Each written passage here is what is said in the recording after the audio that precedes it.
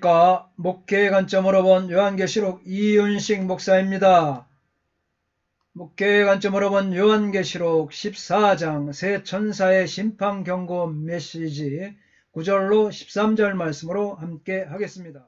또 다른 천사 곧 셋째가 그 뒤를 따라 큰 음성으로 이르되 만일 누구든지 짐승과 그의 우상에게 경배하고 이마에나 손에 표를 받으면 Kai, Alos, Angelos, Tritos, Ekolodesen, Autois, Legon, and Ponen, Megalen, Eitis, Proskine, Torderion, Kai, Ten, Eikona, Out, Kai, Rambanei, Karagma, Epitu, Metrop, Out, Epiten, Keira, Out. 그리고 세 번째 다른 천사가 그들을 뒤따랐다 큰 음성으로 말하기를 만일 어떤 사람이 짐승과 그것들의 형상을 경배하고 그의 이마 위에 혹은 그의 손 위에 표식을 받는다면 그도 하나님의 진노의 포도주를 마시리라. 그 진노의 잔에 섞인 것이 없이 부은 포도주라.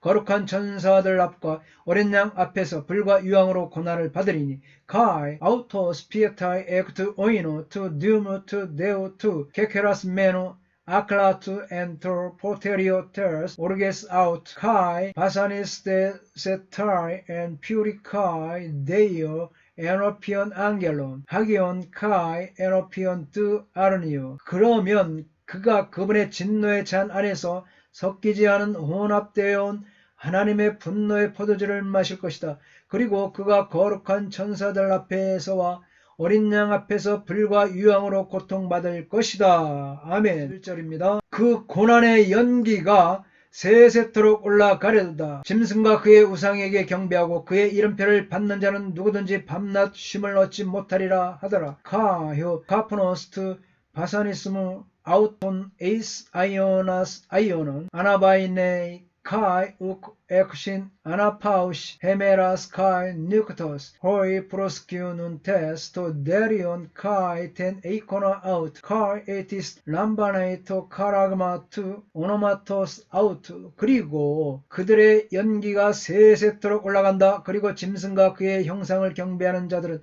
그리고 그의 이름의 표식을 받는 누구든지 그들은 낮과 밤에 쉼을 가지지 않고 있다. 셋째 천사는 짐승과 우상에게 경배하거나 그들의 표를 받는 사람들에게 불과 유황으로 고난을 받을 것이라고 경고하고 있습니다. 셋째 천사가 알려주는 메시지는 짐승이 가하는 경제적인 압박 때문에 짐승을 숭배하는 사람들에게 주는 마지막 경고입니다. 짐승과 우상에게 경배하거나 그들의 표를 받은 사람들은 바벨론 편에 있는 사람들입니다. 그들은 바벨론과 운명을 같이하여 하나님의 진노의 포도주를 마시게 될 것입니다. 잔에 섞인 것이 없이 부은 포도주는 하나님의 강력한 심판을 강조합니다. 왜냐하면 헬라인들은 되게 특별한 용기에다가 포도주와 물을 똑같은 분량 혹은 3대1, 1대3의 비율로 섞었기 때문입니다. 그러나 이처럼 희석된 술이 아닌 독주 원액을 마심으로 죽게 되는 것이죠. 진노의 잔은 하나님의 사랑과 은혜를 거절한 사람들에게 내리는 하나님의 의로운 심판을 가리키는 구약적 표현입니다. 시편, 이사야, 또 예레미야, 이것은 불과 유황으로 고난을 받게 될 것입니다. 할렐루야. 요한계시록 전체에 걸쳐 나타나는 것은 불은 심판을 가리키는 비유 용어인 것입니다. 여기서 가장 먼저 떠오르는 생각은 심판으로 인한 고난으로, 고난 개념은 유황이 불심상에 덧붙여지는 것으로 강조됩니다. 고난은 최후의 심판 이전에 겪는 시련이나 최후의 심판의 한 부분으로 겪는 시련의 성격과 관련해 요한계시록 다른 곳에서 이 단어를 주요 사용할 때 주로 가리키는 영적 심리적 고통을 가리킵니다. 그들은 고난을 어린 양 앞에서 받는 것은 어린 양을 부인한 자들이 그분 앞에서 형벌을 받는 가운데 어쩔 수 없이 어린 양을 인정할 것이라는 사실을 의미하고 있습니다. 또한 불과 유황으로 이 말씀은 이 소돔 고모라의 멸망의 신뢰와 이사야의 에돔에 대한 예언서에서 이미 예표적으로 보여졌습니다. 그것은 철저히 지옥의 형벌, 즉 하나님의 최후적이고 영원한 심판입니다. 불과 유황에 의한 고난은 19장 20절과 20장 15절에서 두 짐승과 용과 생명책에 그 이름이 기록되지 못한 자들, 곧 짐승의 표를 받은 자들이 각각 불과 유황이 타는 못에서 영원한 심판을 받는 것으로 기록됩니다. 고난의 연기가 바로 불과 유황에 의해 당하는 고난으로 그들의 당하는 고통의 연기가 세세토록 올라가므로 그들의 고통이 영원히 계속될 것임을 가리키고 있습니다. 12절 성도들의 인내가 여기 있나니 그들은 하나님의 계명과 예수에 대한 믿음을 지킨 자니라. 호데헤 휘포모네 톤 하기온 에스틴 호이 테룬테 스타스 엔톨라스 투데우 카이 땐 피스톤 이에스. 여기에 성도들의 인내가 있다. 그들은 하나님의 계명들과 예수의 믿음을 지키는 자들이다.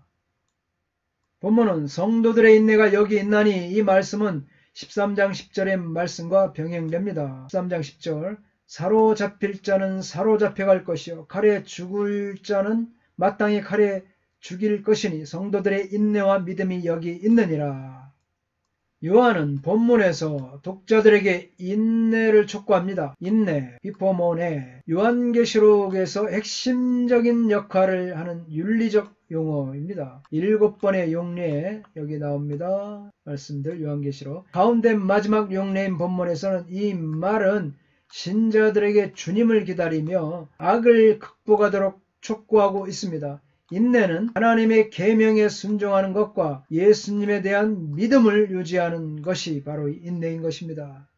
믿음은 타협을 거절할 때 수반되는 고난을 받아들이는 능력을 포함합니다. 또 믿음은 신자들에게 미혹을 피하고 짐승의 실체를 분별할 수 있는 지혜를 제공합니다. 인내는 하나님 나라가 실현된다는 소망과 함께 주어지는데 이는 불신 세상의 공격에 직면하는 그리스도인에게 있어서 기본적인 태도인 것입니다. 그러므로 성도들의 인내는 막연하게 참고 기다리는 것이 아니라 그 인내의 삶 속에는 하나님의 계명과 예수님을 믿는 믿음을 견고하게 지키는 삶을 하는 것입니다. 짐승의 타협에 대한 미혹과 시험을 물리치는 데 필요한 것은 일시적인 믿음이 아니라 끊임없이 깨어 있었게 함으로써 계속 고수하는 믿음이 필요한 것입니다.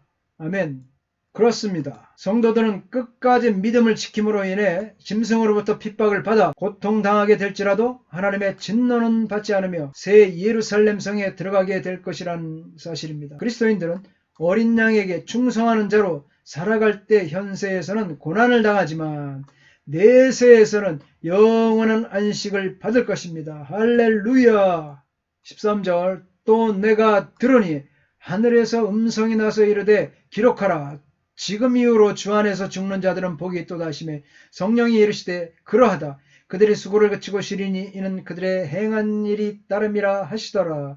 카이 에쿠사 포네스 엑투 우라노 레고세스 그랍손 마카리오이 호이 네크로이 호이 엔 큐리오 아포드네스 콘테스 Arti nai regeito pneuma hina anapaeson tai ekton corpon auton tagar erga auton 아콜로데 임맷 아우톤. 그리고 내가 하늘로부터 음성을 들었다. 말하기를 너는 거룩하라 기록하라. 지금부터 주 안에서 죽는 자들이 복이 있다. 그 영께서 말씀하신다. 참으로 그들이 수고로부터 쉬게 될 것이다. 왜냐하면 그들의 행위들이 그들과 함께 따르기 때문이다. 13절의 말씀에서 하늘로부터 음성이 요한에게 들려집니다. 최후의 심판에 이어서 성도들의 영원한 안식을 언급하기 직전에 기록하라는 말씀이 주어집니다. 하늘의 음성은 지금 이후로 주 안에서 죽는 자들이 복이 있도다 라는 말씀입니다. 이 기록된 진리는 불변의 진리인 것입니다. 주 안에서 죽은 자들, 이것은 주 안에서 죽은 자들이라고 할 수 있습니다. 이들은 1차적으로는 순교자들을 가리킵니다. 그리고 죽을 때까지 신실한 삶을 살다가 자연적으로 죽는 모든 그리스도인들을 포함합니다. 할렐루야. 요한계시록에서는 순교가 강조됩니다. 많은 구절들이 이렇게 증명하고 있습니다. 요한계시록의 중요한 주제 가운데 하나죠. 순교는. 또한 요한계시록 전체에 걸쳐 순교는 곧 승리, 예수의 고난에 참여함으로써 사탄을 정복하는 것입니다. 동시에 이 복은 순교자들로 제한할 수 없고 주 안에서 죽은 자들 모두가 바로 이 순교자인 것입니다. 이 땅에 살면서 짐승을 따르는 땅에 거하는 자들은 결국 영벌에 처해질 것입니다. 그러나 이 세상에서 죽고 주님을 따르는 하늘에 거한 자들은 영복을 누리게 될 것입니다. 그 안에서 죽는다는 것은 끝까지 충성됨을 유지합니다. 그리스도를 자신의 삶의 영역으로 삼는 것을 의미하고 있습니다. 할렐루야. 복을 선언하시는 성령의 음성, 성령에 이르시되 그러하다. 이것은 그리스도인들에게 이 복이 주어질 것이라는 확신을 주고 있습니다. 내세가 아니라 현세에서 편안과 안전을 찾는 박해자나 타협자들과는 달리 억압의 고된 수고 아래 인내하는 그리스도인들은 이제 이후로 안식의 복을 차지할 것입니다. 할렐루야! 하나님의 안식에 들어가는 사람들은 자기의 일을 쉬게 될 것입니다. 그들은 수고가 끝나고 하나님 안에서 영원한 안식에 들어갈 것이 약속됩니다. 신자가 죽는 것은 주님과 한 집에 살기 위한 것입니다. 신자가 죽으면 땅 위의 수고가 그치게 되고 천국의 안식에 들어가게 됩니다. 짐승과 그 우상 숭배자들은 밤낮 쉬지 못하고 고문을 당하지만 주님과 연합하여 순교한 순교자들과 신자들은 영원한 안식을 누리게 됩니다. 할렐루야.